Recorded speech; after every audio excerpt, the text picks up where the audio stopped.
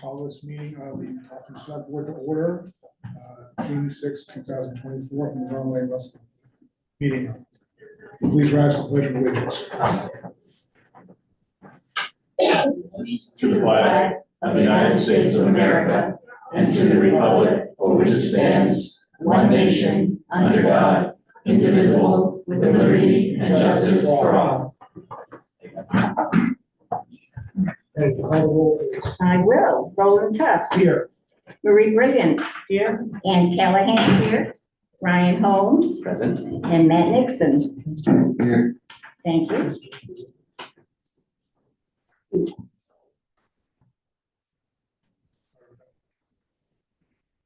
Town manager's report.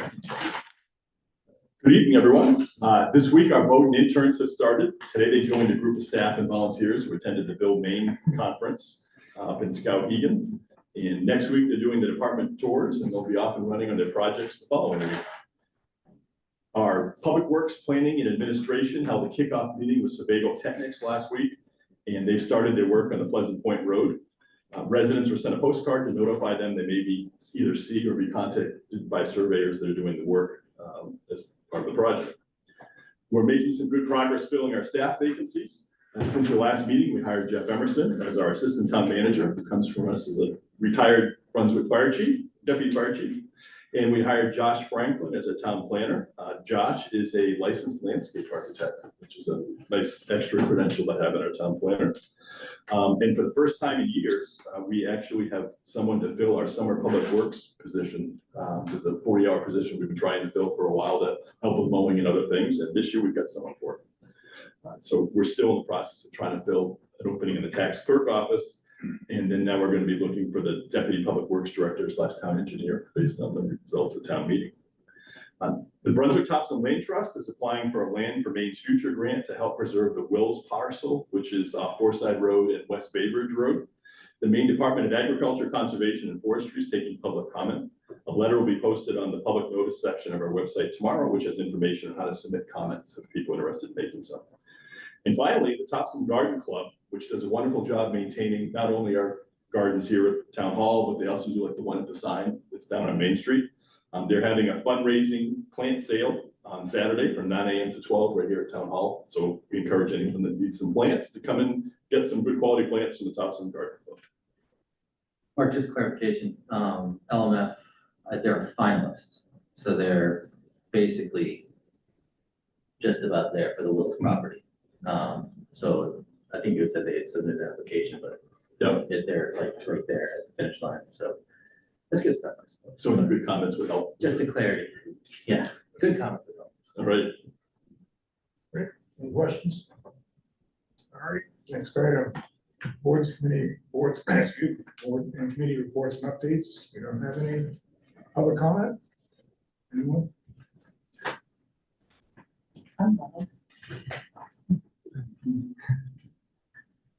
Gail Eaton, 50 Granite Hill Drive here in Topsham. And I may be jumping the gun, but I have heard rumors that the board has been requested to appoint someone to the school board without going through the proper advertising and interviewing process. This apparently is against the rules, the regulation. It also, in my opinion, circumvents the ability for people in the general community to apply for that position. If you are simply going to take someone and say, okay, not put it out there so other people can apply, can go through the interview process, I think that's pretty short-sighted.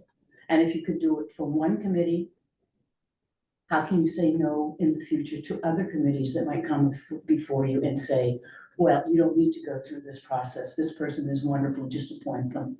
So I'm hoping that what I'm hearing is not happening, and I'm hoping you're following standard procedures in finding people for the school board. Thank you. May I address this? I just wanted to say, I think there's been some public misinformation. There's one position, it has been advertised, and that's what we're voting in tonight.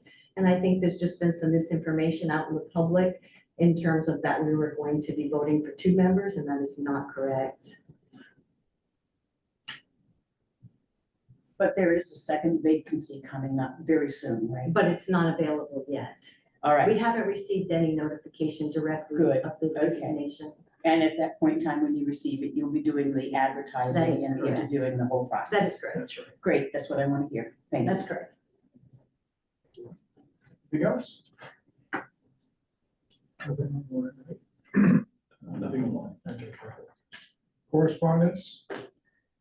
Well, we received a number of emails. Lots of emails. I've lost count actually, because I haven't checked the last time. Well, yeah, they're still coming in. Just regarding this topic that Gail brought up, just relative to, some parents' second vacancy in the school board, but, as we just discussed, each vacancy is basically being treated separately and we'll follow the same process. So just to clear everyone's minds on that, that's exactly where we stand today. So there's no change in the existing process. Any other correspondence? I did receive one just to me, but I forwarded it to the board, same Same topic, topic. but it just came to me alone. Justice the agenda. We have an article, should we? Let's see, executive session.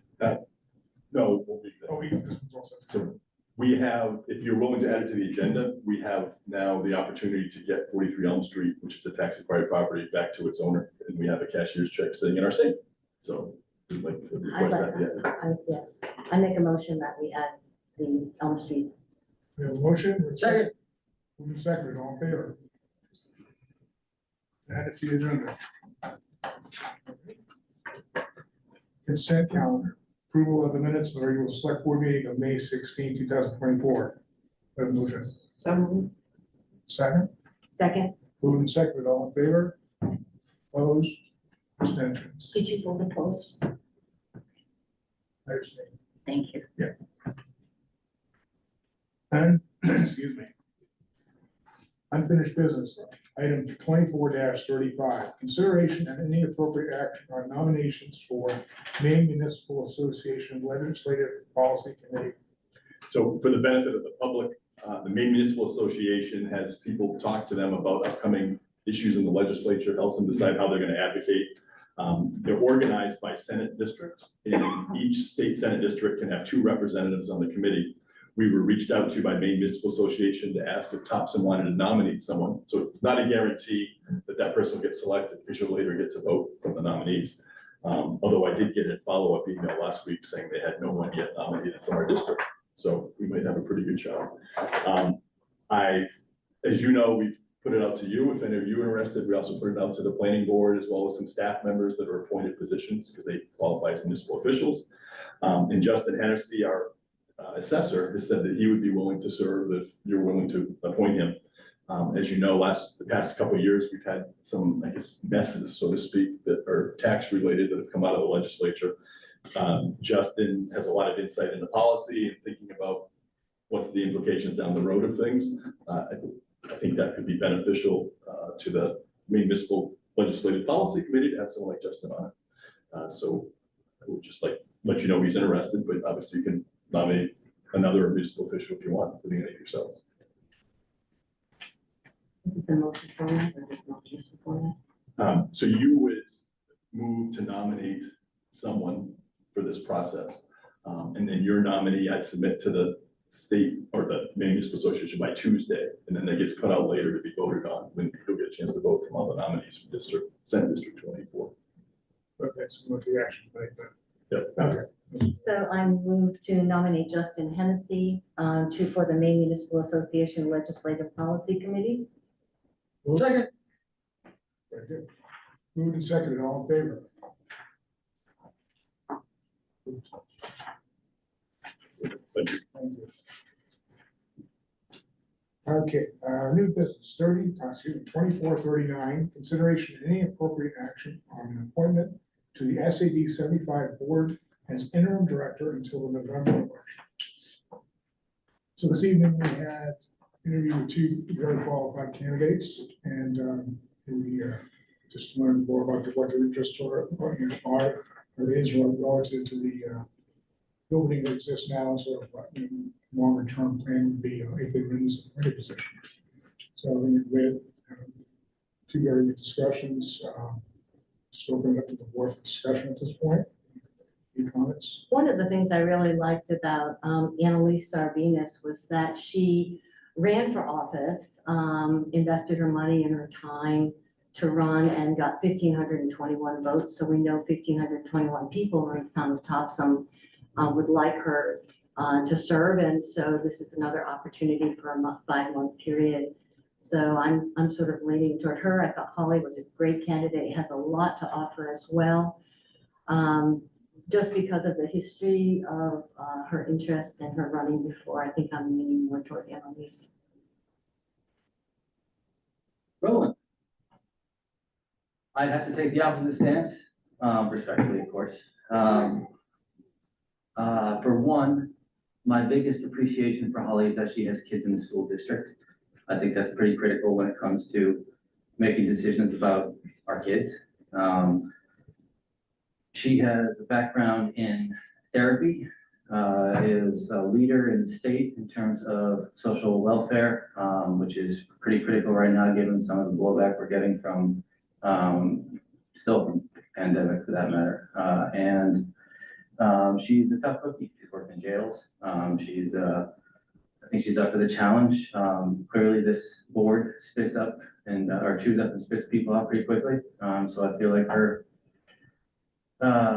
past experiences have prepared her pretty well for this slot.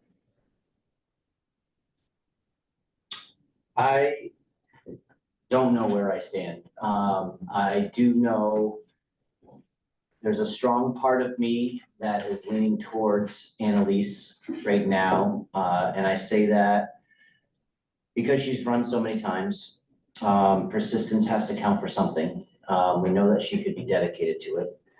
I also do feel that it's a good thing to demonstrate ourselves that we can have an open mind to some opposing views. And I think that boards in general, like the select board, it's important to have an eclectic group.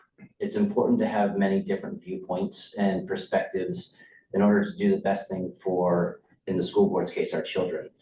I do think that it would be, I don't know where I'm standing. I feel like it wouldn't be a bad thing to let somebody prove themselves. And I think that coming from potentially an underdog standpoint, this is a 5-month term and the term is being voted for again in November. And it might be a great opportunity to see what that persistence is and what she can do with that. So I'm leaning a little bit more towards Annalise, although I do feel Holly was a great candidate as well. I think she was very clear. Matt put it very perfectly, but I think that's where I would take my stance at the moment. Okay. I'm in agreement with Mr. Nixon. So I actually agree with the point you talked about in terms of diversity and, basically making sure that, we are sensitive to that, the views are being presented in that type of forum. And I agree with Matt too, relative to, the thing that I guess sort of moves the marker in one way as opposed to another is the fact that Holly has children in the district.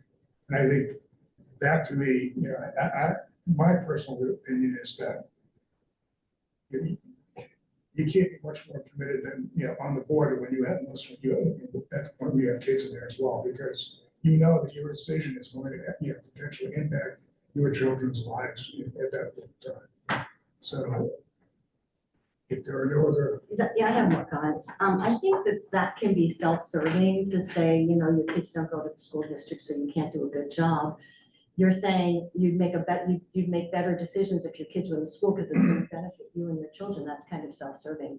So. Well, unless you're in the position. I mean, I just, from experience, Right. But I'm just saying that you know, I don't think we should be choosing someone based on the fact of whether their kids are in the school system or not. Based on the interview,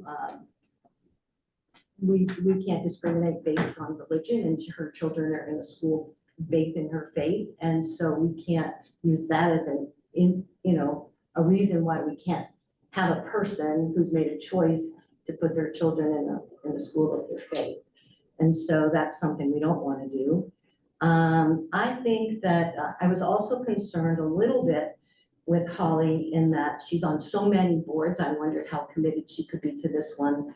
But I'm also seeing that down the road, we're going to have another position in a matter of days, and the entire town had an opportunity to apply for this position, and only 2 people did. So there may not be anybody else. It may be Holly's going to get filled into this position. And so, and I think she would do a good job. I think they would both do a good job. But I think we just, we need to make some decisions based on the interviews and what we heard and what people think they can do. So I just wanted to state that as well. Okay, so with that in mind, do we have a motion? Do you have? Well, I was also gonna kind of add to that a little bit, in the aspect of serving on the board.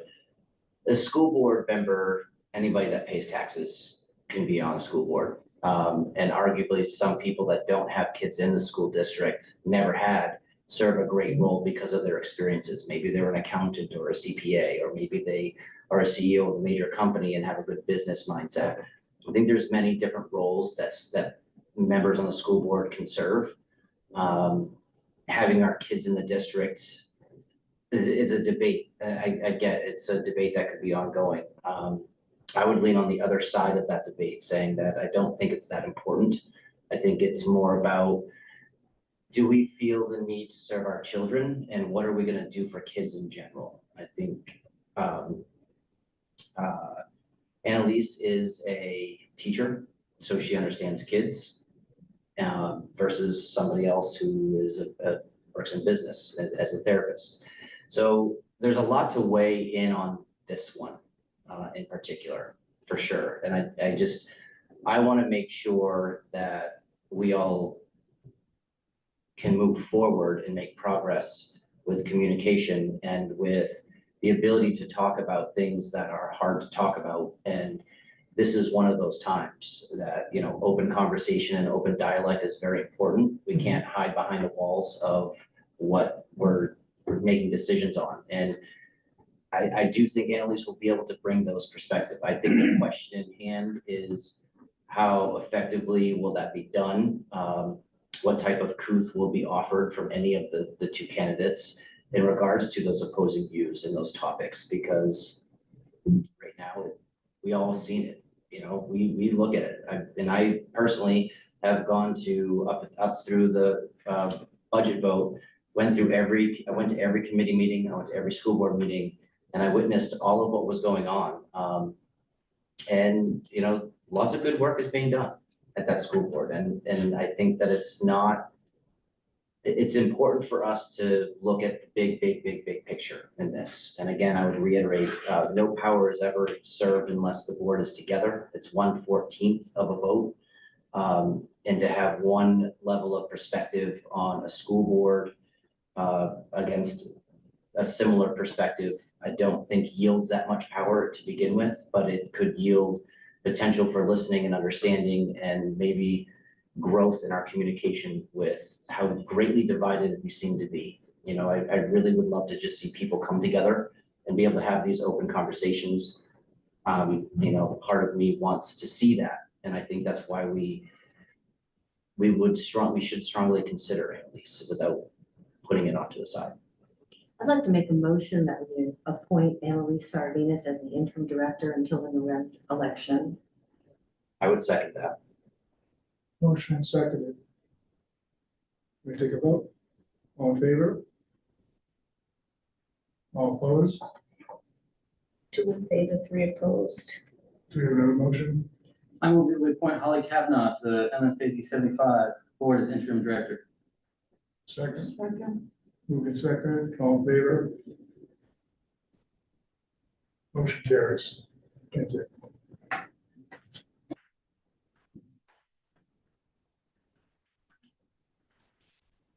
Item 2420, consideration and any appropriate action on the reappointments to various boards and committees. So we have a slate of candidates. Right, so Rosewood reached out to some candidates of expiring terms on various boards and committees, and to find out which ones are interested in re-upping. There are people on your slate have all agreed to serve if elected. So.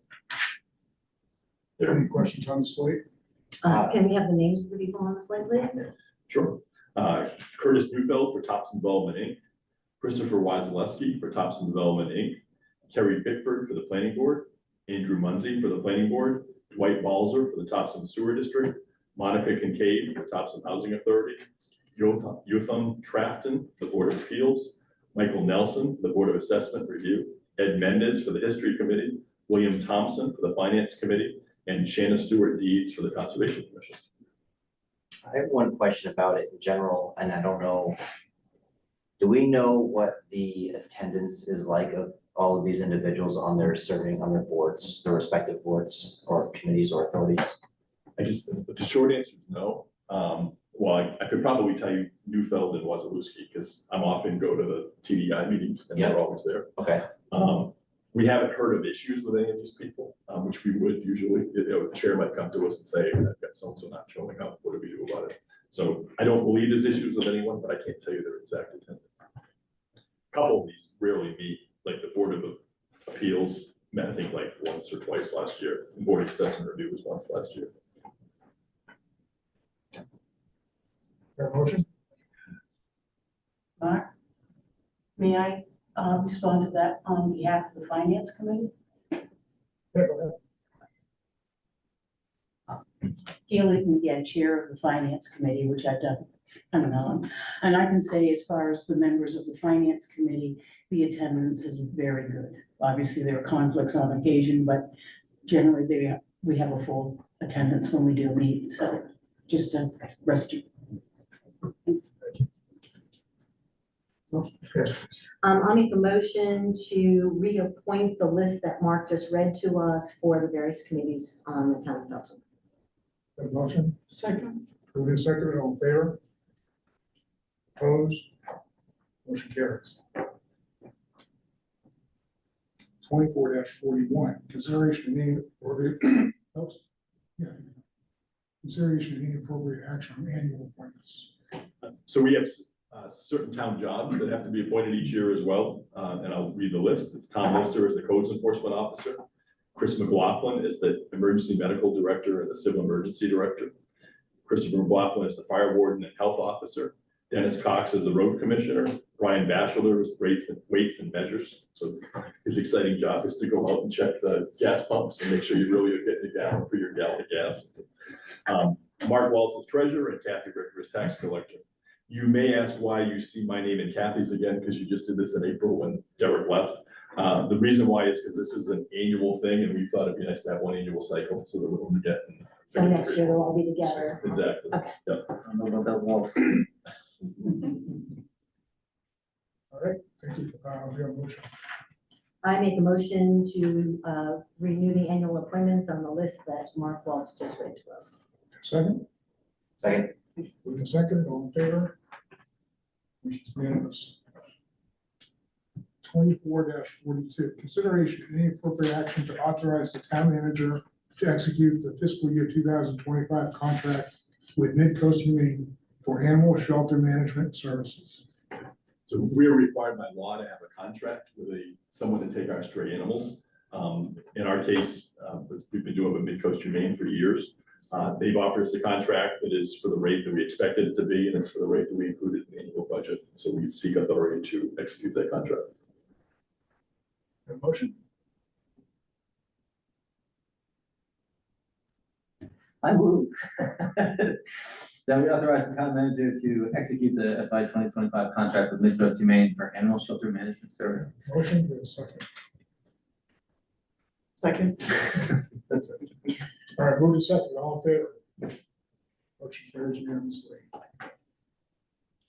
And now we have the additional item 24-44, Consideration of any appropriate action to authorize the treasurer to convey the real property located at 43 Elm Street to Gary Smart in return for payment of $13,255.23 by June 14th, 2024. We acquired this property at the end of February in 2023, and I've been working with Mr. Smart to help him come up with a plan to get it back. His plan offers, or his offer, would be all outstanding taxes and interest. Also are fees, like for instance, there's some certified mail fees that are along the way. We also, because we own the property for this year, we had to include it in our liability policy. That we have one massive policy that covers everything from police liability for things that they do, to car accidents, to someone damaging our property. And so we didn't insure his house, so if it burned down, that wouldn't have been something covered. But there's liability to protect us just in case something odd happens there, we somehow get sued for it.